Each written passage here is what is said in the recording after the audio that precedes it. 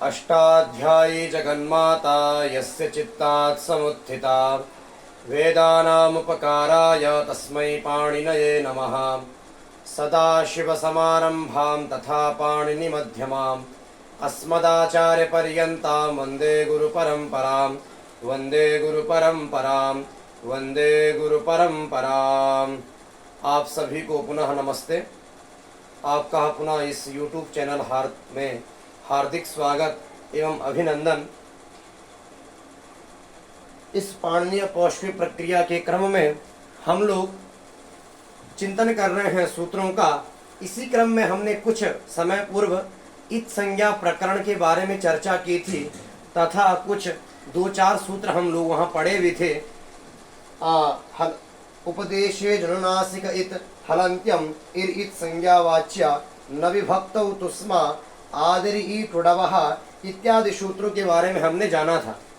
ठीक है, आज हम पुनः उस इत संज्ञा के प्रकरण में बचे हुए जो सूत्र हैं उन सूत्रों का चिंतन करेंगे। यह जो इत संज्ञा का प्रकरण है, इससे पूर्व एक इत संज्ञा का वीडियो है, आप पहले उसको सुन लीजिएगा तो आपकी जो भूमिका है, किस क्या क्या बातें वहां हैं जो जानने योग्य हैं, उन बातों को आप जान सकेंगे। तत्पश्चात आप इस वीडियो को सुनेंगे तो आपको वह पूरा समझ में आएगा। तो चलते हैं। जैसा कि आप लोग जानते हैं कि अष्टाध्यायी जो है वह एक क्या है, सखंड खंड खंड अखंड, क्या मतलब उसके खंड खंड करके हमें उसको पढ़ना चाहिए। प्रक्रिया ग्रंथ वह है नहीं, उससे हमें प्रक्रिया को निकालना होता है। तो जैसे कि अष्टाध्यायी में कुछ न कुछ प्रकरण बने हुए हैं। कहीं न अष्टाध्यायी में ऐसा है कि जहाँ दीर्घ की चर्चा आई है तो वहां सारे के सारे दीर्घ के सूत्र रख दिए, चाहे वह सुबंत परे होने पर दीर्घ होता हो, चाहे वो तिङंत परे होने पर, चाहे वो किसी भी प्रत्यय के परे रहते, किसी भी कुछ के निमित्त के परे रहते कोई दीर्घ होने वाला होता है तो वह दीर्घ होता है। इसी क्रम में यहाँ पर किसके प्रथम अध्याय के तृतीय पाद का दूसरा सूत्र है उपदेशे जनुनासिक इत। यहाँ से क्या होता है, इत संज्ञा का प्रकरण है कुछ 8-9 सूत्रों में, उसी को हम जान रहे हैं। तो सूत्र है हमारा आदिरि टुडवः। सूत्र क्या है, आदिरि टुडवः। आदिर टुडवः, आदिरि टुडवः। ठीक है, यह सूत्र है आदिरि टुडवः। सूत्र क्या बोलता है, यहाँ धातु का अधिकार आएगा। ठीक है, यह धातु की आदि में ही करता है यह सूत्र, जो कुछ सूत्र हैं। ठीक है, तो बोलता है कि धातु के आदि में ई हो, टू हो या डू हो, ई, टू और डू, इनकी क्या होती है, इत संज्ञा होती है। ठीक है, आदि में, धातु के आदि में अगर ई दिखे, जैसे इमिदा, इमिदा धातु है, इमिदा, इक्ष्विदा इत्यादि धातु है, इक्ष्विदा, इक्ष्विदा इत्यादि धातु है। ऐसे धातु जिनके आदि में या है, उस या की संज्ञा होती है। ठीक है, दो कहीं कहीं पर मिल सकते हैं, कहीं पर इस सूत्र से इत संज्ञा होगी, कहीं पर हलंतिम से होगी, तो एक कालावच्छेदेन हो जाएगी, अर्थात एक साथ ही हो जाएगी। नहीं तो कहीं कहीं पर कोई बोलेगा, यहाँ पर जैसे धातु आता है टुनति समृद्धौ, टुनति आता है, यहाँ पर टू की संज्ञा किससे होती है, इससे होती है, और ई की संज्ञा होती है उपदेशे जनुनासिक इत से। तो यहाँ पर अगर हम टू की संज्ञा कर देंगे और उसके बाद तत्पश्चात सूत्र लगा करके इसका लोप करके क्या लगाएंगे, उपदेशे जनुनासिक इत सूत्र की प्रवृत्ति कराएंगे, तो वहां तो उपदेश अवस्था बची नहीं है, तो कैसे लगेगा। तो ऐसा नहीं है, ये जितने भी इत संज्ञक अर्थात अनुबंध जो हैं उनकी एक कालावच्छेदेन ही इत संज्ञा हो जाएगी, चाहे वो किसी भी सूत्र से हो, एक साथ ही हो जाएगी, एक कालावच्छेदेन। ठीक है, एक साथ ही उसकी इत संज्ञा होगी, फिर अंत में जितने भी अनुबंध हैं उनका लोप होगा, तस्य लोपः सूत्र के द्वारा। ठीक है, तो ये सूत्र हमने देखा आदिरि टुडवः। बोलता है धातु के आदि में ई और टू डा, डा है जैसे डुपचश पाके, डुपचश पाके धातु है। ठीक है, डुपचश पाके, इसमें भी आकार की संज्ञा हो जाती है, उपदेश अनुनासिक से इत्यादि। इत संज्ञा का फल आप जानते हैं कि तस्य लोपा से लोप होना ही इत संज्ञा का फल है।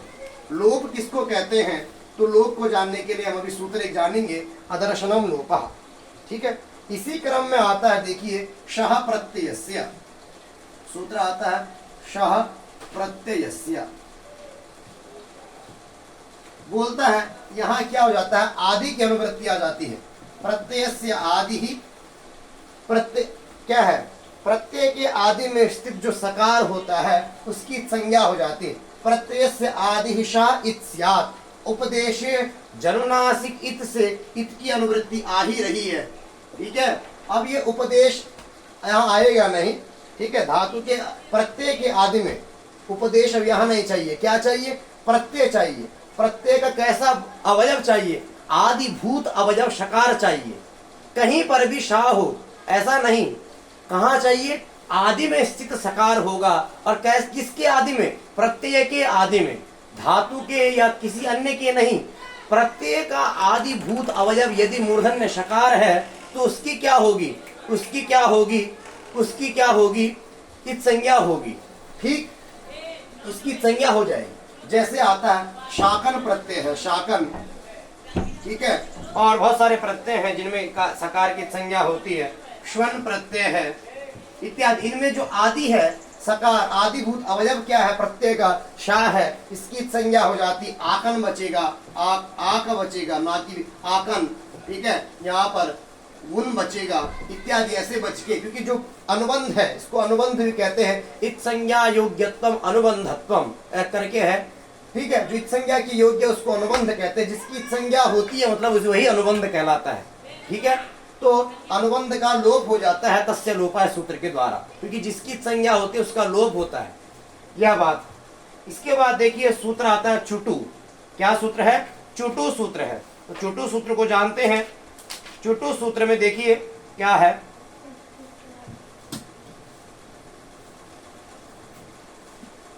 चुटु, यहां पर शह प्रत्यय से प्रत्यय आ जाता है। ठीक है, आदि टुडवा से आदि आ जाएगा, शह प्रत्यय से प्रत्यय आ जाएगा, प्रत्यय से आ जाएगा। ठीक है, इत्यतः प्रत्यय चानुवर्तता प्रत्याद्यो इति।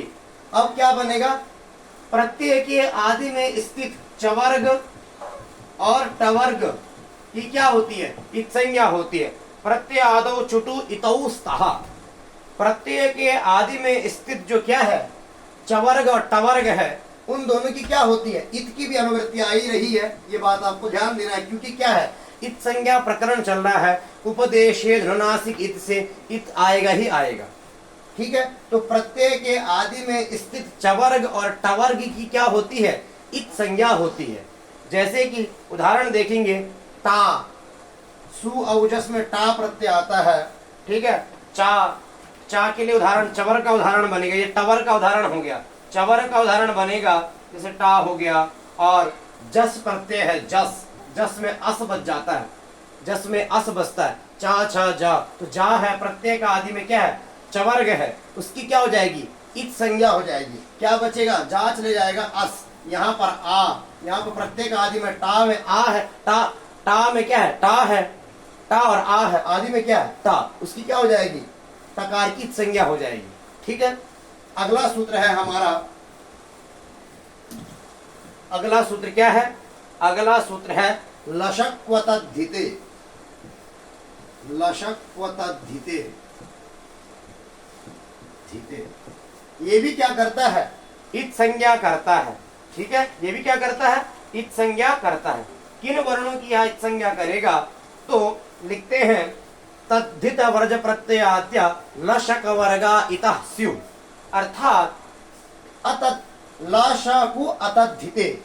ठीक है, लाशाकु अतद्धिते, अतद्धित अतद्धिते, लश्य सश्य कुश्चेति लशक्वतद् लशक लशक्विति, लशक्विति अतद्धिते, लशक्कु इति, लश्च।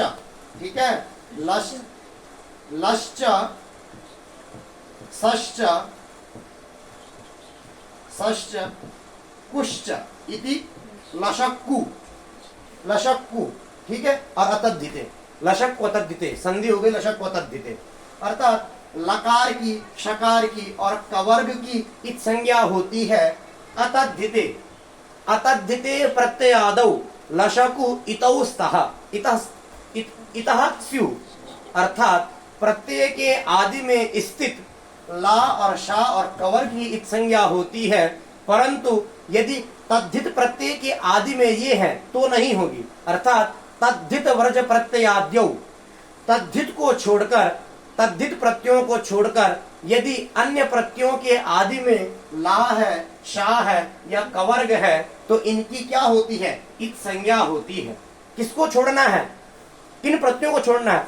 तद्धित प्रत्ययों को। जैसे आता है लोमादिभ्या, पामादि, लोमादि सनेदिभ्या, इसका के सूत्र आता है, जैसे आएगा प्राणिस्थात से लच प्रत्यय है, लच प्रत्यय होगा तो लच प्रत्यय कैसा है? तद्धित प्रत्यय है। प्राणिस्थात इत्यादि सूत्र से लच प्रत्यय होता है। लोमादिभ्या शह, पामादिभ्या इत्यादि सूत्र ऐसा करके आता है। तो जैसे लोमादिभ्या शह, शह प्रत्यय है, इसमें संज्ञा होनी चाहिए, प्रत्यय का आदि शा है, लशक व तद्धिते, परंतु अतद्धिते यह क्या है? पर्युदास है, पर्युदास है। पर्युदास होने के कारण निषेध है कि तद्धित को छोड़कर, तो तद्धित प्रत्यय ही है ये शह, ये लच प्रत्यय तद्धित है, इसलिए यहाँ पर क्या नहीं होती है? इत संज्ञा नहीं होती है। तो इसके उदाहरण आपको मिल जाएंगे, बहुत सारे उदाहरण इसके मिलेंगे, जैसे कि बहुत सारे शप प्रत्यय है, श्यन प्रत्यय है, श्यन है, शप है। कवर का देखेंगे आप तो क्ता प्रत्यय है, क्ता है, क्तवतु है, इत्यादि बहुत सारे प्रत्यय आपको मिलेंगे। आपको यही ध्यान देना है कि तद्धित का प्रत्यय नहीं होना चाहिए, और अगर उस प्रत्यय के आदि में ला है, शा है, का है और तद्धित का नहीं है तो उसकी संज्ञा अवश्यमेव ही इस सूत्र से हो जाएगी। इसके बाद इसका अंतिम इत संज्ञा प्रकरण का अंतिम सूत्र आता है तस्य लोपः। ये क्या करता है? उसका लोप करता है। तस्य, जिसकी संज्ञा होती है उसका लोप होता है। अब यहाँ पर यह प्रश्न होता है कि यह तस्य पद यहाँ क्यों रखे? उपदेशे जनुनासिक इत सूत्र से इत इस पद की अनुवृत्ति करते और इसको षष्ठ्यंततया विपरिणाम कर देते इतः लोपः। अर्थ क्या बनता? इतः लोपः, अर्थात इत संज्ञकस्य लोपः, अर्थ ऐसे ही बनता। तो ये तस्य पद का ग्रहण क्यों किए? यह प्रश्न होता है कि तस्य सूत्र में तस्य पद का उपादान पाणिनि भगवान ने क्यों किया? इतः की अनुवृत्ति कर लेते, क्योंकि अनुवृत्ति तो एक क्या है? हमें क्या होता है? वैयाकरणों को लाघव प्रिय होते हैं, लाघव प्रिय होते हैं। तो लाघव जब इतः इस इत पद की अनुवृत्ति से जब लाघव था, सूत्र में तस्य पद का उपादान क्यों किए? तो इसका उत्तर देते हैं, शेखरकार भी लिखते हैं कि तस्य लोप उपदेशे अच इत्यतः इति अनुवृत्त्या विभक्ति विपरिणामेन च सिद्धौ तस्य ग्रहणं सर्वलोपार्थम, अर्थात तेन ईटूडूनाम अंत्यस्य लोपो न। बात ये है, हम इसमें बहुत अच्छे से लिखा है, किसमें? लक्ष्मी टीका में बहुत अच्छे से लिखा है, उसका ही पढ़ लेते हैं, ठीक है।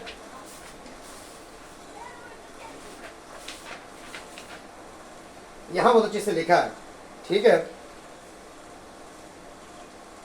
अत्र लोपः इत्युक्तौ अपि कर्माकांक्षायाम इत संज्ञा प्रकरणात् उपदेशे अजनुनासिक इति पदानुवृत्त्या षष्ठ्या विपरिणामेन इतः इति लाभे तस्य ग्रहणं यत्र समुदायस्य इत संज्ञा तत्र अलोन्त्य परिभाषया अंत्यस्य लोपो मा भूत्। अर्थात बात यह कह रहा है, ये जहां पर समुदाय की इत संज्ञा होती है, जैसे ई है, ई टू है, दू है, ये क्या है? इनमें समुदाय का लोप हो रहा है, एक वर्ण का लोप नहीं हो रहा है, या प्लस ई का लोप हो रहा है, तो ये समुदाय है। अब ये समुदाय में यहां पर तस्य में क्या न लगे? अलोन्त्यस्य, अलोन्त्यस्य यह परिभाषा न लगे। अलोन्त्यस्य क्या कहता है कि षष्ठी निर्दिष्टो तस्याल आदेशः अंत्यस्य आदेशः स्यात्, मतलब अंत्य का लोप हो। अगर यहाँ पर अलोन्त्य परिभाषा लग जाए तो क्या करेगा? ई में क्या होगा? केवल ई का ही लोप हो पाएगा, या का लोप नहीं होगा। अलोन्त्य परिभाषा का यह है कि षष्ठी निर्दिष्ट जो विधि होती है वो अंतिम अल को होती है, इसका परिष्कार अर्थ अलग से है। सामान्य अर्थ यही है कि षष्ठी विभक्ति से जो निर्दिष्ट कार्य होता है वह अंतिम अल के स्थान पर होता है। तो अंतिम अल क्या है? ये ई है, तो ई का ही लोप होता, या का लोप नहीं हो पाता। या का लोप नहीं हो पाता तो ये तो हमें इष्ट नहीं है, या का लोप भी हमें इष्ट है। इसीलिए क्या किए सूत्र में? तस्य ग्रहण किए। तस्य ग्रहण क्या है? सर्वलोपार्थम, अर्थात संघातस्य लोपार्थम, संघात का लोप करने के लिए पूरे समुदाय का इत संज्ञक जो जिसकी ऐसा समुदाय अर्थात यत्र समुदायस्य इत संज्ञा भवति तत्र संपूर्णस्य इत संज्ञकस्य समुदायस्य लोपार्थम तस्य ग्रहणम। अर्थात जिस संघात की इत संज्ञा हो रखी है उस पूरे संघात समूह का लोप करने के लिए इस सूत्र में तस्य ग्रहण किया गया है। समझ में आया कि नहीं?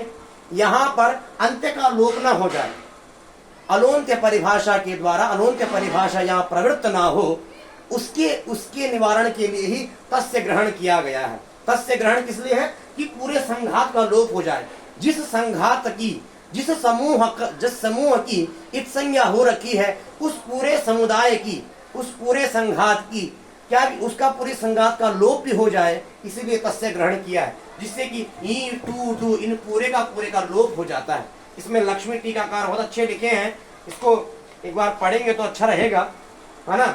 इसमें जितना आप समझ सकते हैं। इत इति लाभे तस्य ग्रहणम यत्र समुदायस्य इत संज्ञा तत्र अलोन्त्य परिभाषया अन्त्यस्य लोपो मा भूत् किन्तु समुदायस्यैव लोपो यथा स्यात् इत्यर्थम तस्य ग्रहणम। अर्थात किंतु समुदायस्य अलोन्त्य परिभाषया अन्त्यस्य लोपो मा भूत्, अर्थात अलोन्त्य परिभाषा के द्वारा अंतिम वर्ण का लोप ना हो अपितु समुदाय का ही लोप हो, एकदर्थम, इसीलिए इस सूत्र में तस्य ग्रहण किया गया है। बाकी इसमें तदुक्तम भाष्यकार ने भी कहा है ये अनेकाल इत संज्ञास्तेषां लोपः सर्वादेशो यथा स्यादिति। अर्थात भाष्यकार भी कहते हैं कि जो अनेकाल इत संज्ञक हैं, ये अनेकाल है कि नहीं? एक